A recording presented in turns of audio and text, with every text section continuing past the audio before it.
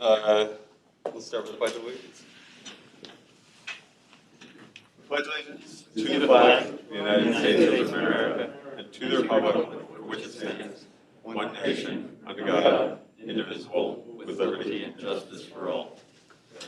Thank you, everyone. Sylvette, would you please conduct the roll call? Sure, sir. Brian Dames, I'm here. Mike Dowd, Frank Facciano, Here. Don Godshaw, Justin Grimshaw, John Hayes, Here. Ron Heckman, Larry Hemberger, Present. James Irwin, Here. Jeff Matskin, Glenn Riedman, Mike Stershik, Here. Matt Turk, I'm here.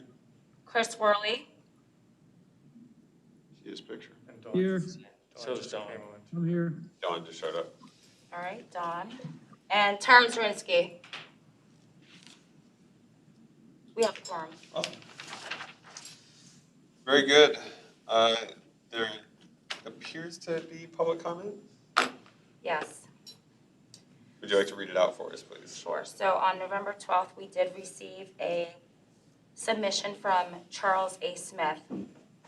He stated, with the withdrawal of Southwest Airlines from Newark Airport combined with the recent announcement of Frontier Airlines withdrawing from Newark, has there been any communication with either airline to bring their service to LVIA? Also, American Airlines recently upgraded their service from Wilkes-Barre, Scranton to include mainline jet aircraft. The same applies to Harrisburg with United, Delta, and American. Is there any indication that service at LVIA will be upgraded to mainline jet service? Thank you. Thank you, Charles. I'm going to let Tom answer that, but I would encourage you, if you're interested in air service, we just had our air service update at our business committee meeting. The committees are where a lot of this stuff happens, and we do have quarterly reports on air service. So you just missed the one, but Tom, I don't know if you could jump in. Yeah, we could certainly. Tom, if we could send a note back to Mr. Smith, tell him he can catch that on YouTube. Absolutely. I was going to suggest that he could go back and take a look at the business committee this month and get a little bit of an update. Okay. But ultimately, yes, we are in communications to sum up some of that air service update and kind of talk through a little bit of what Darren had. Certainly, we are in conversations with the airlines at all times, always talking about potential routes or upgrading existing routes with different equipment, larger equipment. I think one of the things that obviously is impacting some of that, we heard that in the presentation, is the recovery from the pandemic by the airlines. Right now, a lot of those decisions about routes are still evolving. 2022, certainly next year, is going to be a recovery year. And we know that that's really not going to be a year of expansion and new routes. We heard that loud and clear from the carriers. So I think more of that doesn't really preclude something from happening. And so hence, we're still having a lot of good conversations. But in terms of the timing of that, we know that this is really a recovery time for the air carriers. Thanks, Tom. And Mr. Smith, there is an aggressive effort on behalf of the airport authority to recruit new routes. I think that's one of Darren was excited to be able to get back to attending those REITs conferences this year. So we are proactively seeking out new routes, new carriers all the time, and that should continue into the future. So thanks to the team for that. Is there any other comment? No, sir. No? Excellent. I would ask then for your minutes are in Novus for the October meeting. I'd ask for a motion to approve those minutes. So moved. John. And I give the second to Don. All in favor of approving the minutes of October 26, 2021, please say aye. Aye. Any opposed? Very good. Minutes are approved. We're going to move on to our reports. First is our treasurer's report from Mr. Dames. Thank you, Mr. Chairman. I'll go ahead and turn that over to Todd to give us the report. Thank you. All right. Good afternoon, everyone. I'm going to run through the treasurer's report. We always start off with the traffic. Again, we always talk about the fact that we are, high volume means revenue, so obviously a return to higher traffic levels is a good sign, and it means that we're recovering. So for the month of October, you can see we had 72,000, not quite at 2019, but certainly better than 18 and 17. And remember, in September, we did those runway closures, and still pretty good, all things considered. Year to date, 613, you can see that, again, better than 2017, which is what our budget was based on for 2020, but still getting back to where we were in 2019. Next slide. And this is all based on the August budget that we did in August, where we updated with about 2.4 million for the year from our original 68,000. You can see that for the month of October, we anticipated a loss of approximately 22,000. We actually had a positive number of 229,000. A lot of that driven by the fact that our revenue was up, aviation services, thank you, Darren, and Interplane, and our expenses are down. If you remember our August budget, and you'll see this in the year-to-date, our August budget had a lot of positions which are going to roll into the 2022 budget. But again, our expenses are down and revenue's up. That's a win. And the other thing to point out for the month of October, we anticipated using some CARES funding, approximately 350,000. We did not. So that variance is closer to 600,000 if you take out CARES, 639 if you have it down the bottom. Next slide. Again, like I mentioned, on number 5 there, you can see our annual budgeted net income. The one we did in August was 2.4 and change. Through October, we're at 4.7, so we got plenty of cushion. Again, a lot of that is because we put all those positions in there, rolling into 2022. So unless we had, some kind of massive hiring basis, we weren't going to be able to get them. But it's an integrity-based thing so that we have the money there if those positions become available. Parking up, my favorite. Mentioned Darren earlier with the aviation services. Revenue up, always a good thing. And we continue to manage expenses. And a lot of that due to the lower FTE count. So we're doing more with less. Next slide. Always point out the cost centers. And I don't want to go to 9 and 10. You can see the top there. Usually parking is on the top, and you can see aviation services, which I've kind of mentioned earlier. But the bottom there, 9 and 10, I think you've heard me say before, airfield and terminal are ideally, and I use the word ideally in quotations, are ideally designed to break even. But you can see that some of our revenue share, we'll talk about with the budget, and some of that was past projects that we did not charge the airlines for. That's why the terminal is really losing so much money, and airfield as well. But again, in order to keep our costs down, we've kind of subsidized some things that in a perfect world, we would ask them to pay for. That's why those numbers are low. But you can see down there, total income before CARES is 1.2 million. Nice to have that 3.5 million of CARES because that makes that number look a whole lot better. Everybody see that? Next slide. I wanted to point this out. This kind of shows that we're recovering. January, first quarter was, that's the word I think I used, dismal. It was awful for the first quarter. It was bad. I mean, we were really at 68,000 in the month of, in the first quarter was going to be a stretch. But since April, we're pretty much on track, maybe 1 or 2% below where we were in 2019. This is just operational income before depreciation. But you can see, excluding CARES, we're pretty much on par with where we were operationally in 2019 since April. Good signs. Next slide. Cash flow, always are, and this kind of flows into our budget. Normally, we've been doing them 6 months just for space, but you can see where we go all the way out to the end of 2022 here. Next slide. Actually, go back one. I wanted to point out one thing there. You can see the line 11 there. I think that's really important to see. Those are airline settlement money we have to get back.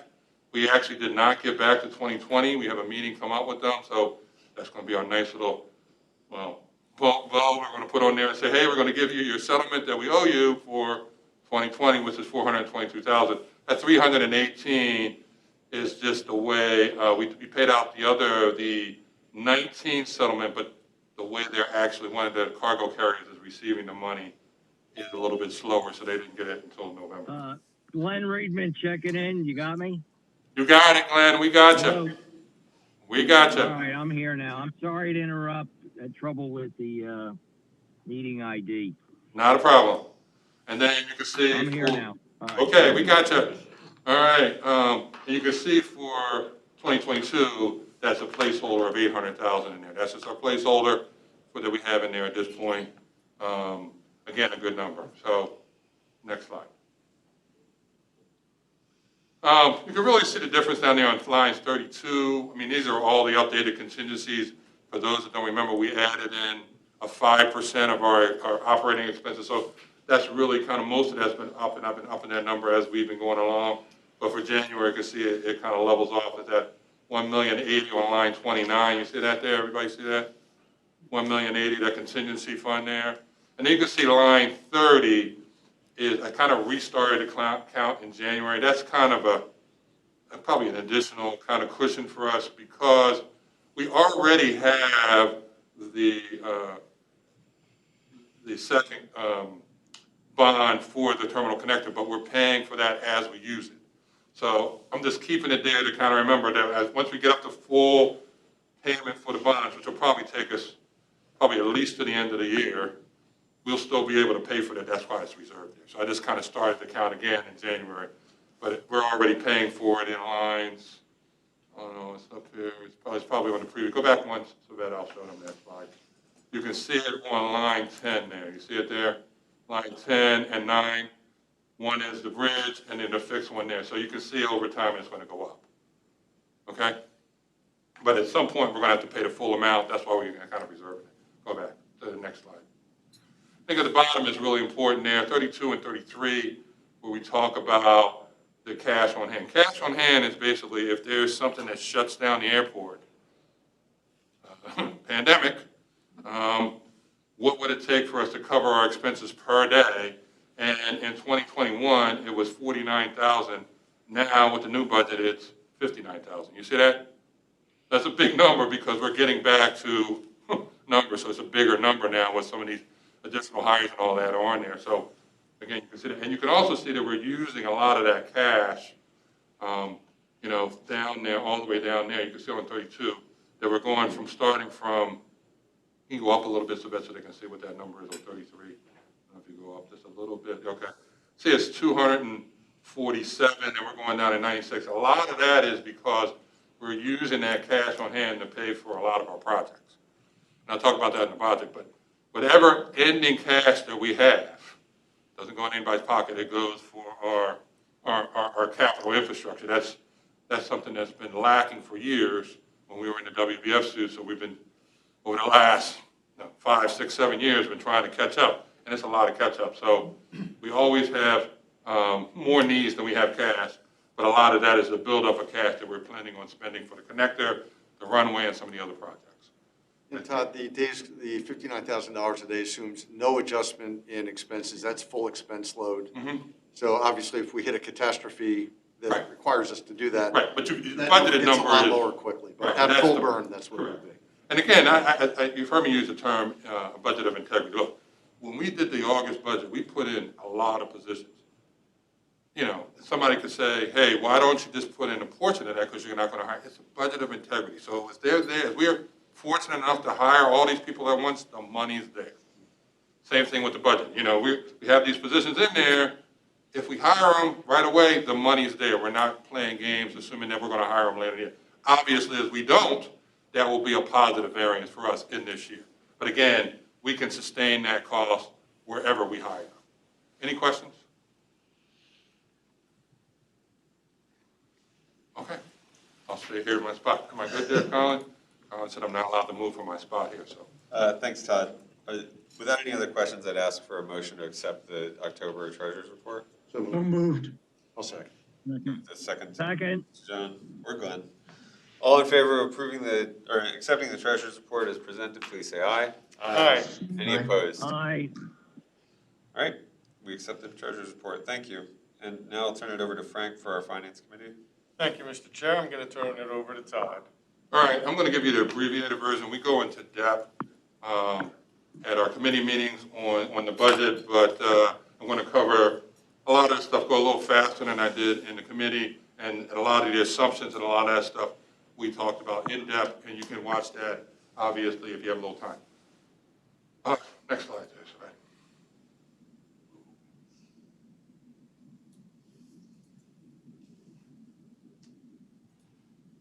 All right, we always start off with our vision here. Pretty basic stuff.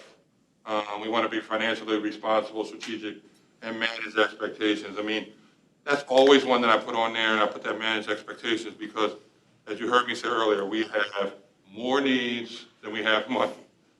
So we have to kind of figure out what can come first and prioritize stuff, so that's always important.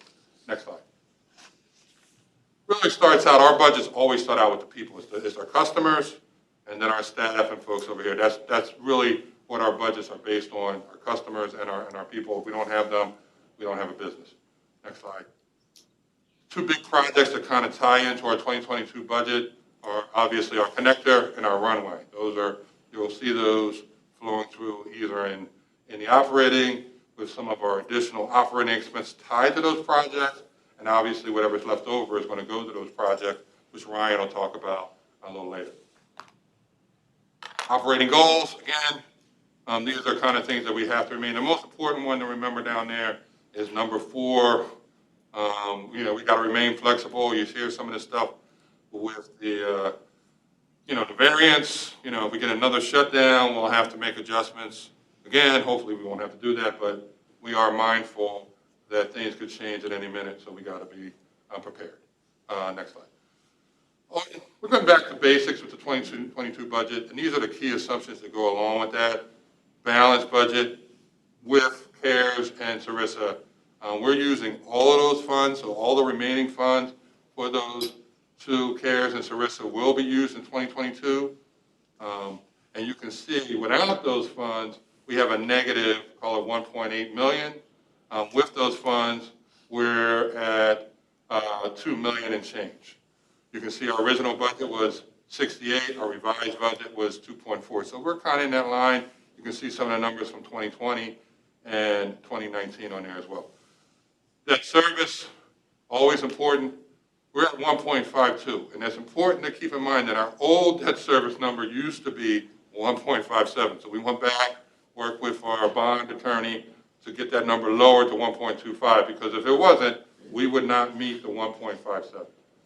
Number 3, really important, we're assuming no major no shutdowns with this budget. If there are, we'll have to make adjustments. And that really, all of our stuff is based on our best estimates, where we are at this time, based on what we're not. I think our employment count is about 414, so pretty good numbers. Obviously, if you add the deplayments, we're still trying to get back to that $1 million range for packages. But number 5 is always important there. And we're always balancing taking care of our folks, which are always first, the operations, and the infrastructure. And then we got to keep our prices competitive. We don't work in a vacuum. So, we can want to take care of our folks as much as they want, but if nobody wants to pay for it, we're out of business. So it's a fine line that we're always trying to deal with. And Darren can tell you, he deals with them all the time. Airlines are notoriously tight on cash. Especially right now. Right. So, more than ever. Right. Next slide.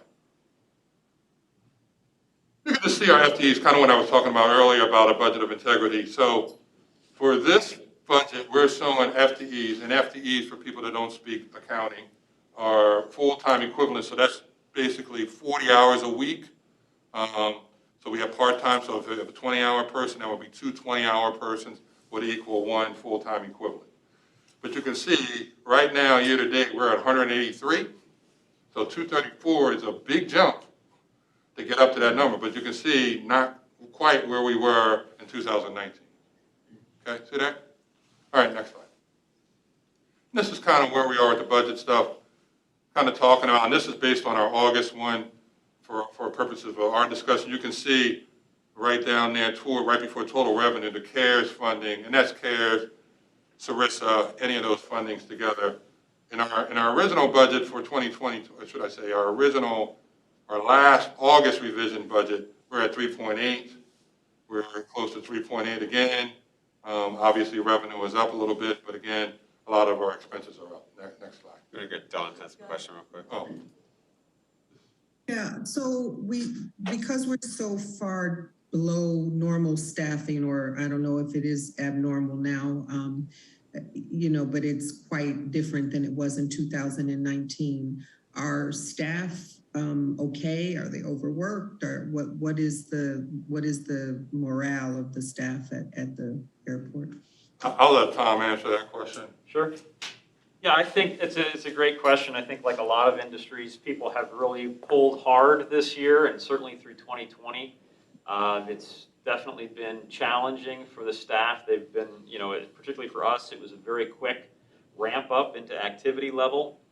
When we saw the start of this year and you saw the numbers kind of reflecting that, activity really increased quickly. We're trying to do a lot of things to make sure that we have, and one of those is obviously budgeting for the staff, but also, really looking at what other opportunities do we have to, bonus the staff, what other opportunities we have to look at pay rates, those types of things to make sure that people are being compensated fairly. We know that the market is changing around us as well. So there's a number of challenges. We're working through them like a lot of organizations are facing right now. I think, for us, it's really going to be doing everything we can to make sure we're filling positions. We're actively recruiting. We're doing a lot of work with our human resources team for recruitment, and certainly even retaining the folks that we have. We have a great team, and certainly being able to provide the services that we need to provide requires a lot of hands, and so we want to make sure we can do that effectively. So morale's good? So, is it 100%? Of course not. And I think part of that challenge is just based on what people have gone through professionally and personally over the last couple of years. And so we're trying to do everything we can as a company to make sure that people understand that they are valued and certainly understanding that there's some challenges here that we need to fill positions, and that continues to be difficult. And, we're having job fairs. We're doing all the things we can think to do to try to get people interested in terms of the recruitment side of the house. But I think people understand at some level and they can see that activity, and I think that's been a positive. How's retention? Retention has Anybody been good. resigning? Well, retention has been good. I think we have lost staff. I mean, we do lose staff any given year. That does happen. But we have part-time positions. Some people, based on the pandemic, have made decisions to, look at other lines of work. It's been a very personal challenge for people about whether this is a good fit for them, and that has ebbed and flowed throughout this. But I think, for us, there are businesses that have mandates for vaccination. That's been something that people have struggled with. I know that in our case, that's not an issue. So that's something that we've actually seen, because some companies have mandated vaccination. We've seen some employees walk through the door here with an application because they left their current employer for various reasons. So it's a really mixed bag, frankly, to be honest, in terms of how that's been transitioning. But I think we've really retained a large percentage of our team going through this, which is really, again, recognition, kudos to the team for all the hard work they did working through this very cyclical time. Thank you. Thanks, Tom. Sure. Go ahead, Todd. Sure. Thanks, Tom. Sure. But you can see, I think I was talking about the CARES and Sarissa there. So we're approximately 3.8. And just so you know, for the 28, I think you heard me mention it when I talked about the financials for the August budget, we had $350,000 budgeted for CARES in October. We did not use that. That 350 is actually part of that 3.7 over there. So, it's not like the money gets wasted. We just use it when we need it, because the more we use it, depending on when we use it, could mean that bigger number or that other number I talked about before. If we don't use the CARES money by a certain point in time, do we have to give it back? Or is it ours to use? No, it's 4 years. Okay. Next slide.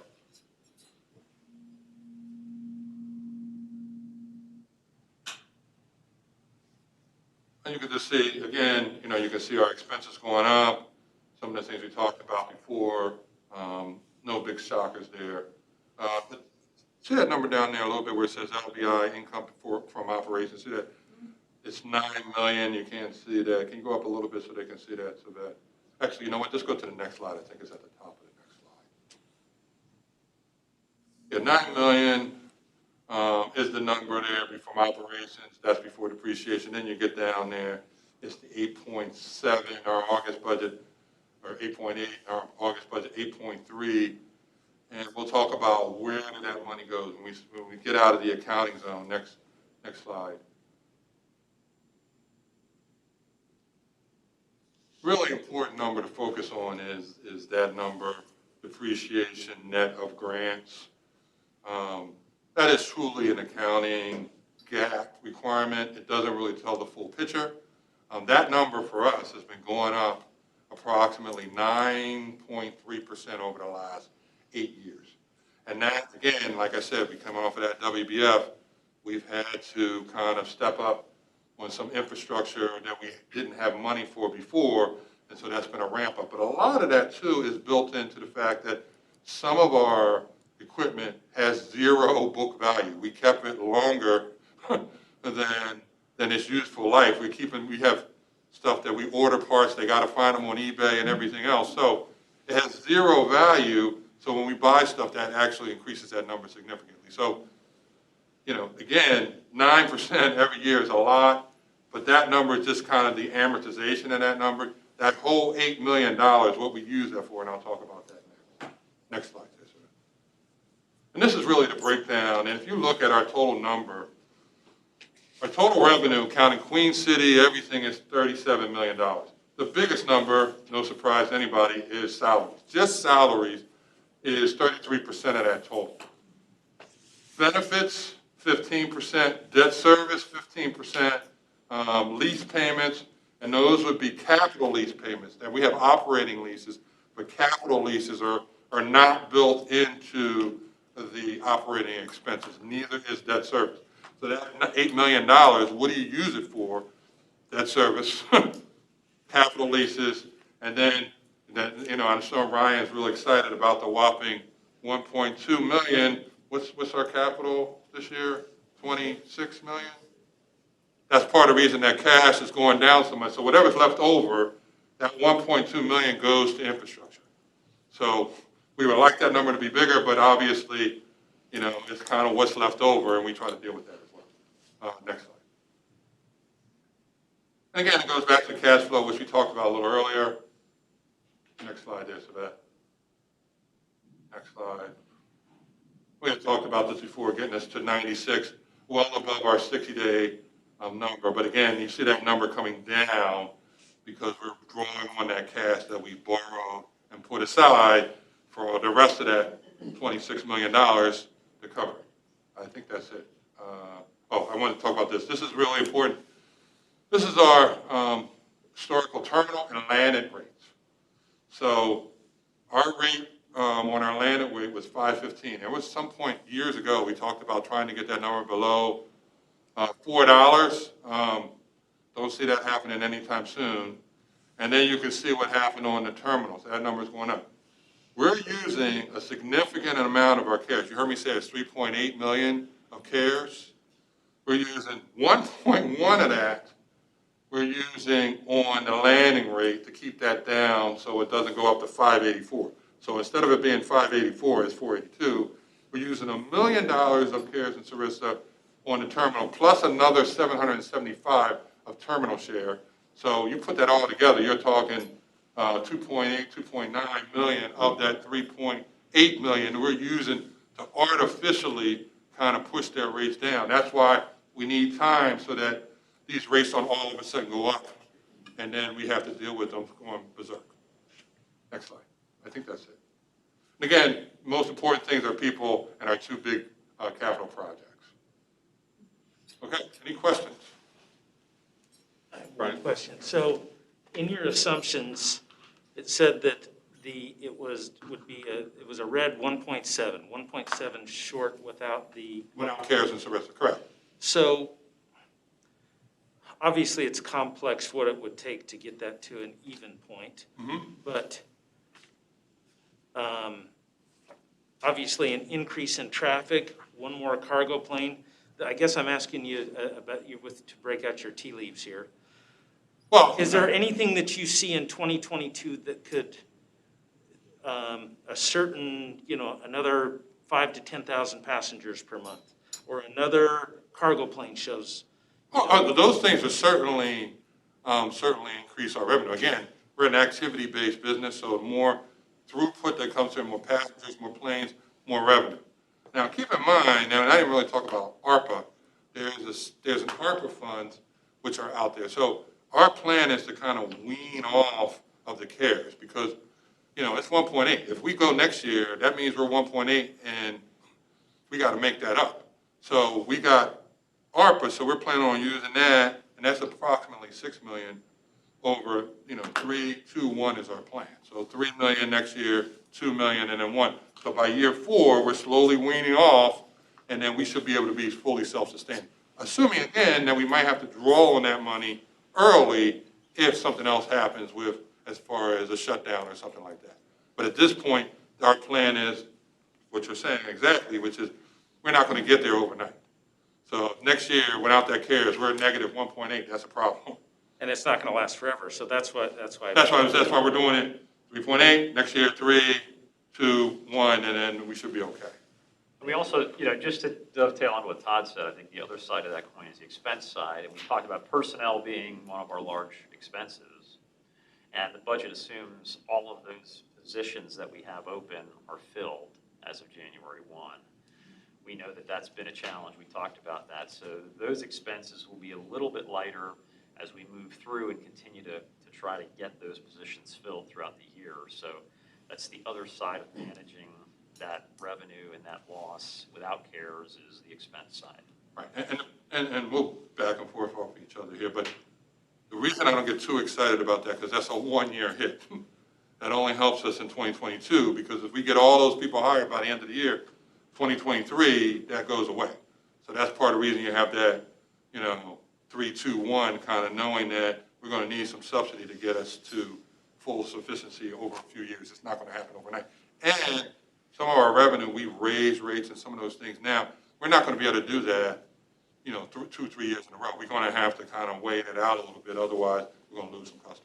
We won't be riding position vacancies to hold our budget. We're doing everything we can to hire those positions. Correct, and that's why I said this is a budget of integrity. All those positions, as Tom alluded to earlier, are built in there now. They're built in there for 1/1. So I don't think we're going to get them all in there. We're talking 40, 50 FTEs.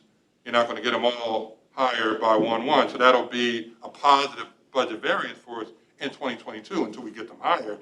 But then, once you get into 2023, you got them for the full year, and that kind of short-term kind of benefit goes away. Do we have any floating interest rate structures or any fixed rates that are coming up on maturity that we should look to recast before rates go up next year?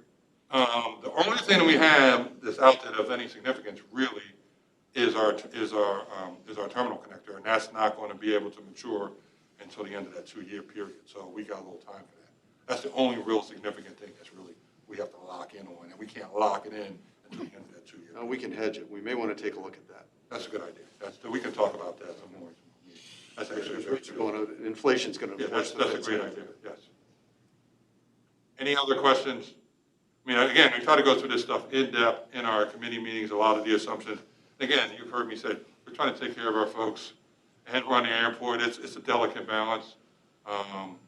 But this is something that all of us, because this is not my budget, it's all of our budgets, it's the board and our staff's budget. We should feel proud about coming from where we were, where we are now. The fact that we got a budget that actually has 7 numbers in front of it for the net income and not the infamous 68,000.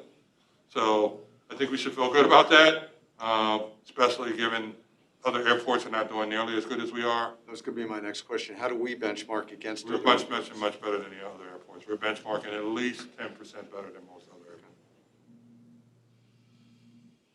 Any other questions, concerns? So we're gonna do first ask for a motion to approve the 2022 operating budget Correct. as presented. Take a motion. So moved. Thank you, Glenn. So moved. Thank you, Glenn. Again. I'll take a second. I'll second. Thanks, Brian. All in favor of approving our 2022 operating budget, please say aye. Aye. Aye. Are there any opposed? Okay, you have a budget. We will, in succession, we're gonna present the rates and charges. Yeah, this is just, It's built into the budget. yeah, Exhibit B, we just had this in there. It's pretty much what we talked about before. Just for people that do not understand, there is a signatory and a non-signatory rate. So if you don't sign an agreement with us, you have to pay an additional 7%. So that's what that is on the signatory there. Some carriers haven't signed that, so they pay an additional 7%. The land here, or to use the terminal. I think, is there anything at the bottom there? I don't know if we can say, yeah, there's a couple other things. But again, consistent with what we talked about on the budget. Any questions, concerns? The rates and charges, our new rates and charges are reflective of what's happening in the industry as a whole. Yes. Like we and every other airport in the country is struggling to keep our rates down. Yes. Do you see any movement afoot? Some of the airports we compete with get significant support from municipalities in order to keep their landed rates low. If I remember correctly, Atlantic City, their fire and EMS is all paid for by, Turnpike. yeah. So do you see any movement at airports that we compete with to do more of that or less of that? We have not seen that yet. I mean, we're waiting to do some of our benchmarking simply because we're just waiting for some of the smoke to clear. Yep. And then once we get some of that data, we'll circle back. But, it's always good. I mean, you see what we're doing with the carriers. I mean, if you can lower your rates, it just makes you that much more attractive to bring in more flights. It's kind of like which comes first, the lower rate or more flights? We can lower the rates if we get more flights. It's kind of which comes first. So any subsidy, you saw what we did this year with the CARES, and we did that even last year. Any subsidy we're using to kind of lower our rates. So we got additional funding that would help to lower the rates. I don't know if we got enough money that it would be significant enough to do anything. Because again, we're using 2.8 in this year's budget from the CARES. So if we could, I know it's dated info the last time we did this, but if you could bring it in at a future board meeting so that some of the newer board members See the CPE? see what the differences are and what drives them. You have to go back to 19 because part of the reason we didn't do, normally I show the CPE when we do the budget, but the reason we didn't do it this year is because they're all out of line because of COVID. So it's like it would have been useless information. Yep. But I can show you the old stuff. Just a normalized time would be good. It'll be interesting to see how other airports are using if they also use CARES money to keep rates and charges down. Not all. Yeah. Okay, any questions for Todd related to rates and charges? I'd ask then for a motion to approve Exhibit B, rates and charges resolution 7182. So moved. Thank you, Jim. Second? Second. I don't know who that second was, but I'll give it to you. Second. All in favor of approving rates and charges, please say aye. Aye. Aye. Opposed? Okay, we have new rates and charges. Ryan, are you gonna walk us through our capital budget? Sure. Yep. Thanks, Matt. All right, good afternoon, everybody. So, as Todd alluded to as well, we had a lot of the discussion on this during the committee, so I'll walk through relatively quickly, but hit the highlights. Again, in the budget, you've seen all the exhibits related to next year, as well as some of the out years that correspond with all of our FAA capital improvement program out year budgets. The big thing that we changed on Exhibit A of this year was we included the total program costs. So you can really see the projects that are in different phases or ongoing or on the verge of being closed out. You can see how those compare to each other in terms of what we're spending next year. Again, what we've been spending the last few years, as Todd alluded to, really investing in our infrastructure. And the summary highlights for next year is around a $48 million total cost with just over $26 million of LNAA share, which again accounts for a lot of our grants that we're getting back. So as I alluded to, you see here, this one is all of our grant projects for ABE, Queen City, and Braden. Again, Runway and the connector for here are the big grant projects. Again, you'll see the total costs of, for example, number one, which was package one for the runway, is on the tail end of being complete. Again, given the numbers, so what we're looking at in '22 versus the total, just as a frame of reference of where we are. Again, Queen City projects we've been talking through at our committees, and then Braden working through the terminal building there as well. In terms of our major non-grant projects, again, you can see them here listed.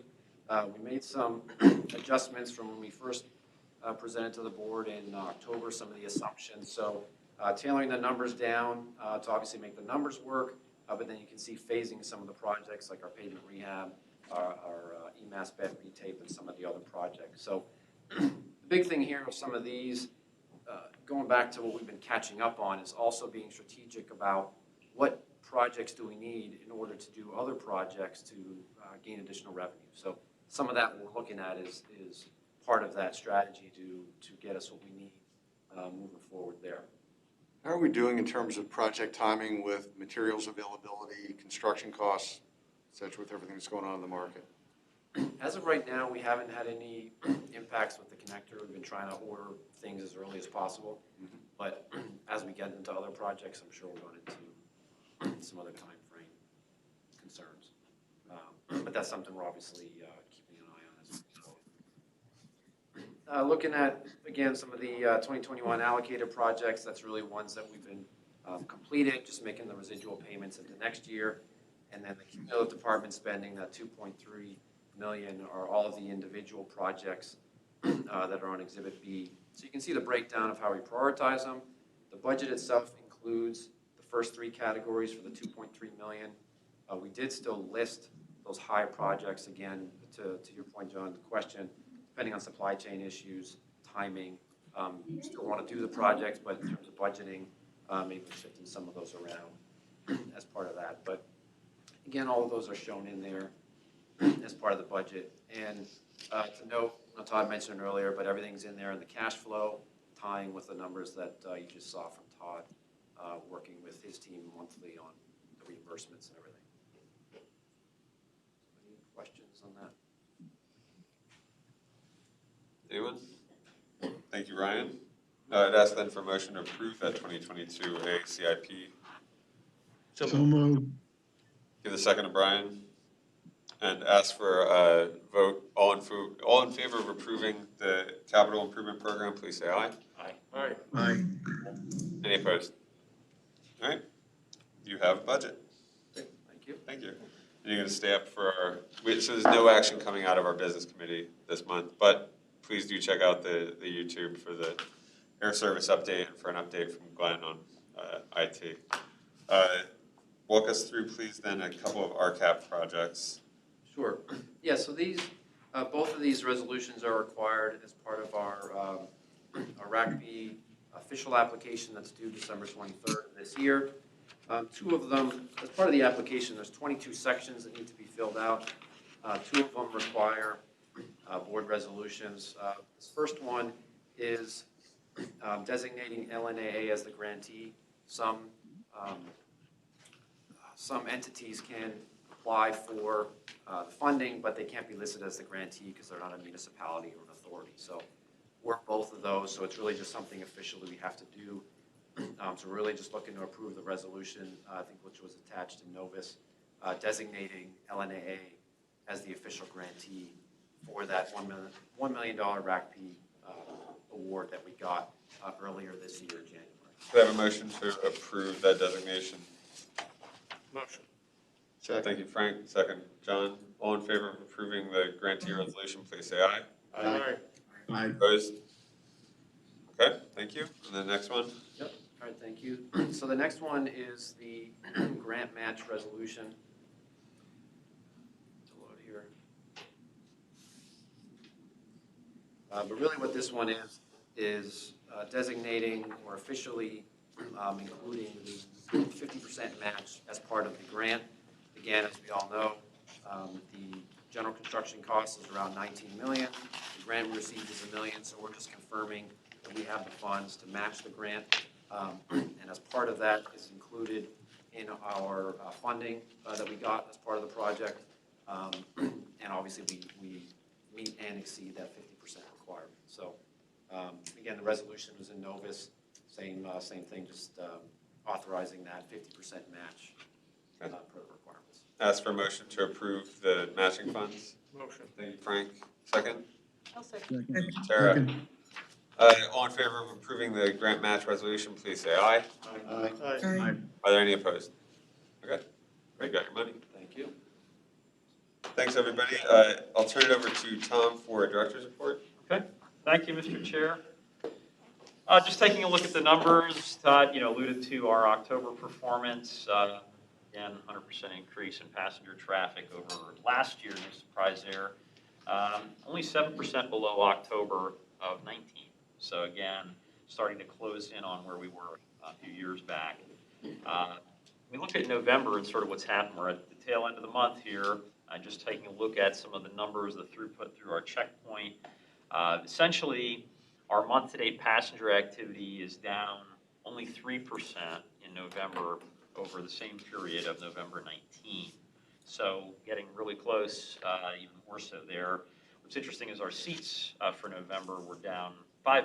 So we actually, we're down 5% on airline seats, but only down 3% on passenger activity. So good sign there.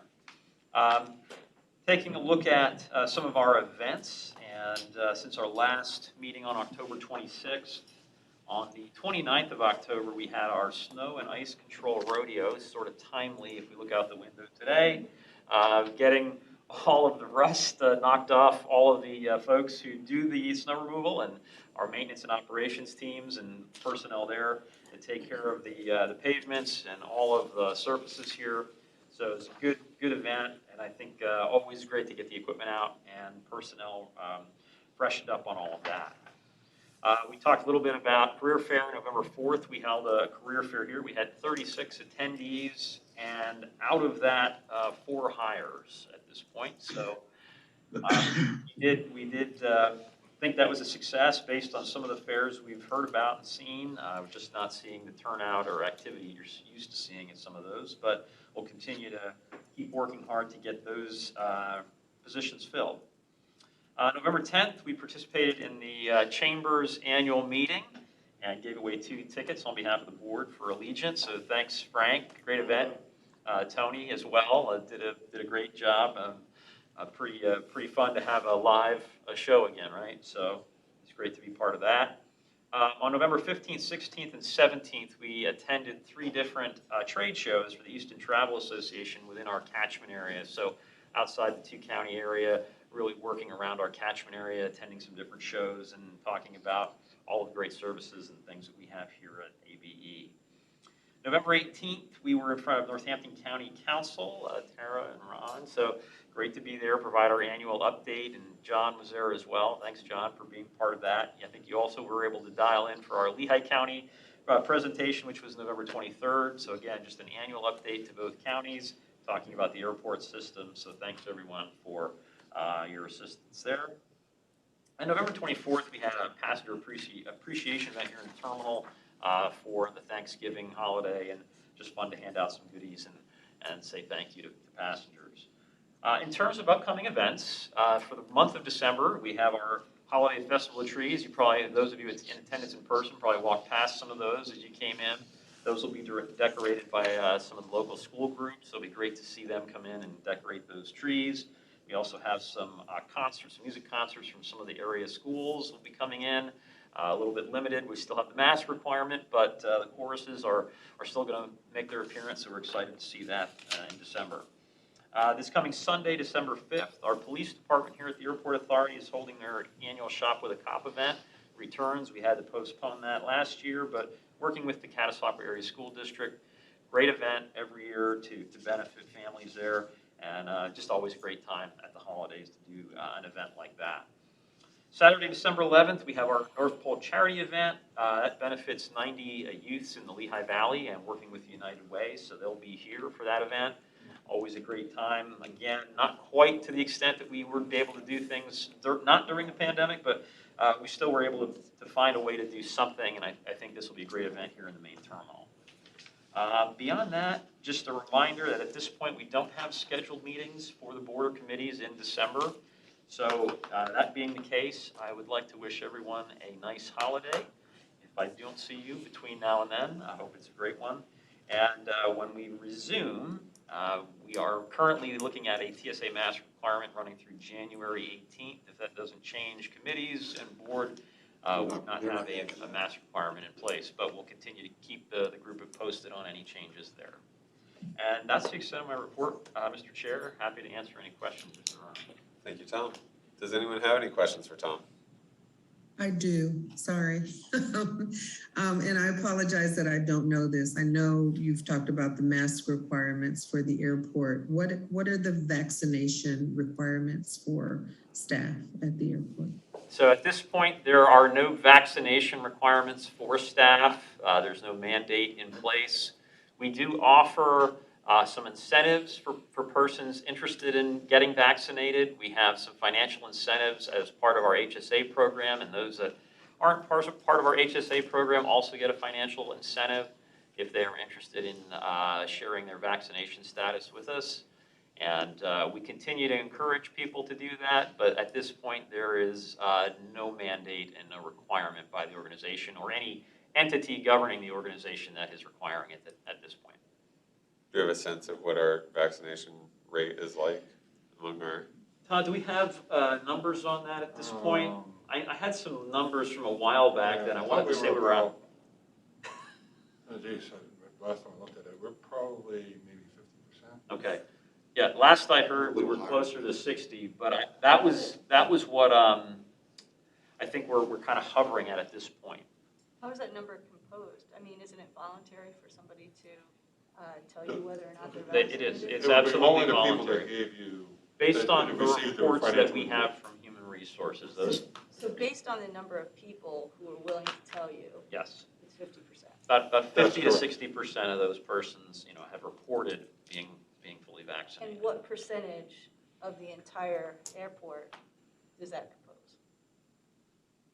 Percentage of the entire airport, like Yeah, like all all of the employees. all of the Like if you're employees. telling me that 50% of the people who volunteered the information. Sure. No. If you volunteer the information, you're only volunteering it because you got vaccinated. People don't tell you that they're not vaccinated. That's what I'm trying to say. Yeah, So correct. what would 50% that of number- all of our employees is what Oh, I'm saying. that number does represent 50% Yes, of all the yes. employees. It could be higher. There's some number of people who may not have Yeah, disclosed. I'm sure the number probably is a little bit higher that people Because have some people not don't been want to say interested. whether they want to or Correct. not. That's Okay, correct. that's what I'm trying to figure out where that number could be skewed or not. Sure. Yeah, I'm sure it's 50% not still good. a very, James, I guess you had a question. Does the airport get federal funding at all, or federal contracts here? Federal funding, so we do receive FAA grants, and part of that is grant assurances. We So don't, with the vaccine mandates that come down with any entity has federal funding, how do you get around that, I guess? so there's basically through the fact that we're not a federal contractor, so that's one. The other side to that is just accepting the federal dollars doesn't require us to do that. And it really depends on your status with OSHA as a state in many cases. And for Pennsylvania, we're not subject to OSHA. And so that means that we don't have a requirement. Is it because, does this fall as a public employer that you're not? Correct. Okay, that was good. Okay, sure. Good question. For those who have been vaccinated, I assume we've got a campaign going on to encourage them to get booster shots? Still going on the campaign about vaccination. Booster shots, once you're 6 to 7 months away from your second shot, you're flying blind. Yeah, I think the information that the CDC has published says if you receive the Janssen or the J&J vaccine, it's about 2 months of protection before you need a booster. And I think all others, Pfizer, Moderna, require a booster after about 6 months. Yeah. So we're still encouraging that, sharing information with the employees. Again, maybe about 50% have come forward on that. Yep. I don't remember the source, and I would encourage everybody to get vaccinated. I don't have a direct line to any airport employee, but please get vaccinated. I was listening to an interview this morning. Something like 150,000 people have died in the United States since June 2021 because they weren't vaccinated. They were unvaccinated people who contracted COVID and died. You're flirting with death by not getting vaccinated. Please just get vaccinated. And John, to I answer guess the question, booster too. Yep. that 50% does not include boosters. No, understood. Yeah. That's right. I was listening to this because we're a little better than you. We're around 55% vaccination, and we've had 2 breakthrough cases of people that got their vaccinations but didn't get booster shots, and they're over 6 months. Yep. So, yeah, that 6-month threshold for the Moderna shot is very real. Sure. Well, and as Todd points out, the budget is based on traffic sort of continuing to see that growth in activity and, Yep. Any sort of change with variants and other sort of restrictions that might take place or, reservations of people about travel and those types of things. That's all obviously impact potentially for us and something we'll track for 2022. Great question, Dawn. Thank you. And Jim. Are there any other questions for Todd? Tom? I just had a comment. Go ahead, Larry. I've been a long-time member of the Eastern Travel Association, and over the last many years as I can remember, the airport and the airport authority have participated in their annual trade show, and it's working very, very well. People recognize who the airport is, and they recognize the people who represent the airport, and it's important to keep this relationship going forward. Great. Yeah, we're always happy to make sure we're part of those trade shows and travel around the area to do those. So thank you, Larry. Yeah. Very good. Thanks, Tom. Judge, do you have a report for us? Yes, briefly, we had 2 appeals before the Lehigh County Board of Assessment Appeals. In each instance, we were successful. The appeals were granted. So that's a positive note. One of the properties, I understand, had an assessment of over $1 million or close to $1 million. So it's a substantial win there, and that's good to report. The other major matter relates to Majestic, and the reports that I got back are that putting these documents into final form is virtually complete now. Darren, is that a correct statement? I believe the effective date is tomorrow on the Okay, so that's... We'll put signatures on them tomorrow. Good, that then brings that together. There were a variety of other staff requests, routine requests that the solicitor's office dealt with during the month, and they've all been completed. Thank you. Thank you, Judge. Appreciate You and Ed that. going to go out for a drink then? God, I hope so. After the 18th of January, we can just have it here, right? That's true. Okay, I do not believe there's any need for executive session.